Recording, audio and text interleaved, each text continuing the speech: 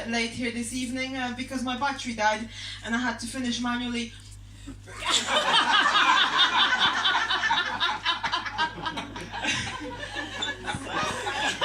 alright. Wonderful to be here. My name is Maggie. I'm from Poland originally. The best Eastern European country, as voted by Londoners who couldn't name any other Eastern European countries. Barking came second. But I've decided to live in London so I could follow my dreams. I was so mesmerized with the British celebrity culture. I wanted to become an it girl, but I pronounced it wrong. Ended up getting a job in IT support. But I picked the wrong time to get into IT. There was a time back in the day you were able to get really cool job titles in IT. Back in the day you were able to become a webmaster. The master of the web. That is fucking awesome. Right now you can only become either an analyst or a developer, or dev for short.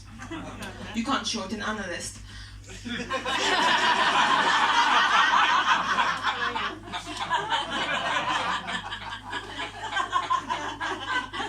What's your job title, Mr.? Analyst. Are you ready? Told ya.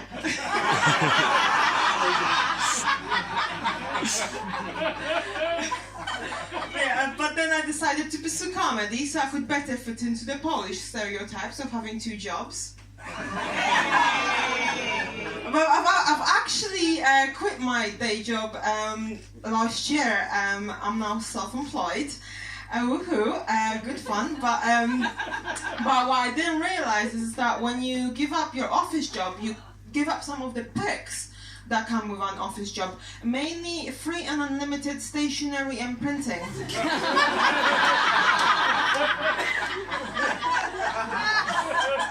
i.e. boarding passes.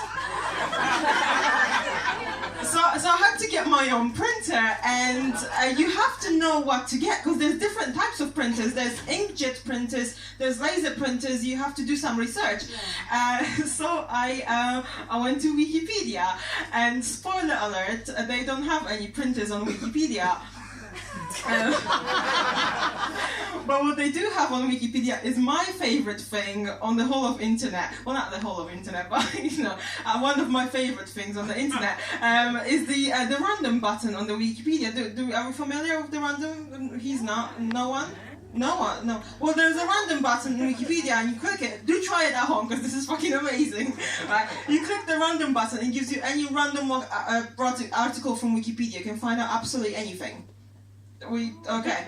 Well, it's really cool. I know it's a bit of a niche hobby, but I love it. And then so I was the random is how, ladies and gentlemen, I stumbled across the Hurlingham Club. Is anyone here familiar with the Hurlingham Club? Yeah. Yeah, Islington, of course. Are you a member? No. Well, for those of you who don't know, the Hurlingham Club is an exclusive private members-only club in an affluent area of southwest London, based in a boarding clubhouse set in 42 acres of grounds, boasting a large swimming pool, a dozen tennis courts, a croquet ground, an exquisite dining room, opulently decorated reading room, drawing room, conservatory, and a long gallery for quiet contemplation.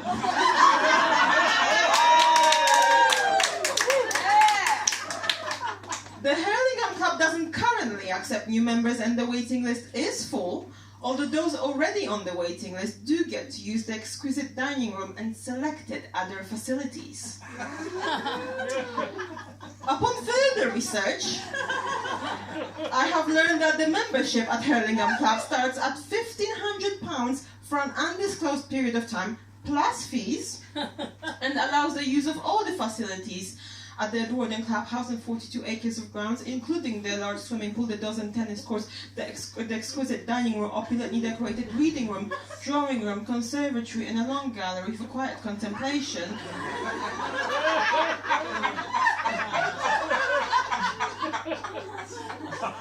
plus a top-of-the-range IT room equipped with all the latest technology for members' comfort, but it doesn't include printing, which you have to pay as you go for. At 10 pence a page, which would add up quite quickly, so I decided to go with an inkjet instead.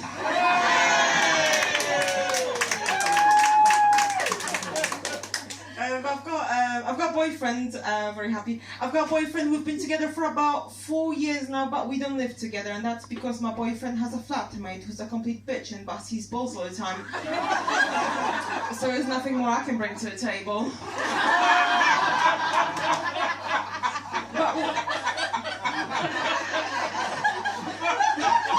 There's like couples in the room that are so true. But we are very happy together, and I think it's thanks to porn. For popularizing doggy style, or as I call it, downward-facing starfish.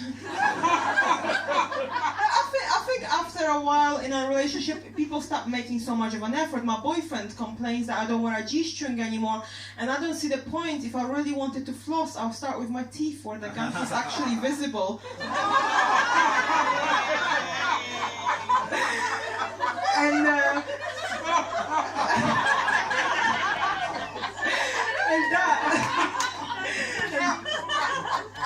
that reaction is why I love this joke. Because the first time I tried this joke, there was a group of lads in the front row. Lads, and they didn't like it. And one of them got up and he said, "You've ruined the G-string for me." And that day, guys, something sort of changed inside of me. It wasn't about the laughs anymore. I've realized I now wielded the power to ruin someone's life just a little bit without having to marry or birth them.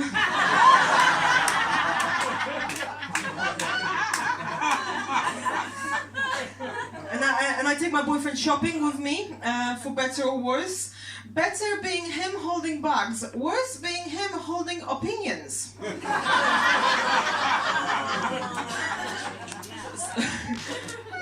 So we're in a shop, and I'm trying on a top, and my boyfriend looks up at me and he says, "That looks bulky." I said, "What the fuck do you mean by bulky? Are you trying to say I look fat?" He said, "No, you look like Henry VIII.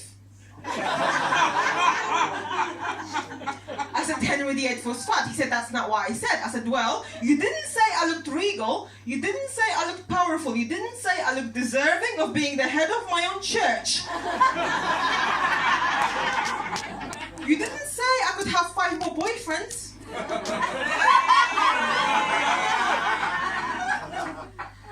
He said, "Well, you could if there's an axe up one of them massive sleeves so you can put me out of my misery." So I slept with his brother. But I haven't been together for so long. People ask us if we're getting married, and we have no such plans. And it's not that we don't believe in marriage as such. It's the idea of weddings I don't quite get. And mostly the tradition of the father of the bride walking his daughter down an aisle in an act of giving her away. It's cute. It's a little bit outdated. Because in modern day, people remarry, and you can only give something away once. After that, it's not yours anymore. Surely, at the second wedding, the bride would have to be walked down the aisle by her ex-husband.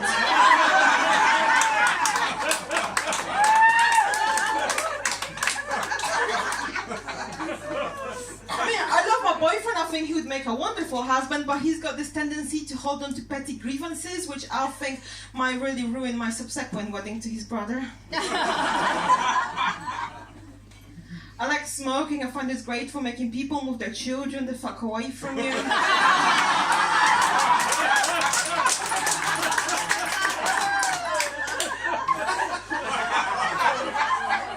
It's almost my time, but before I go, I will tell you about one thing I found out I absolutely hate.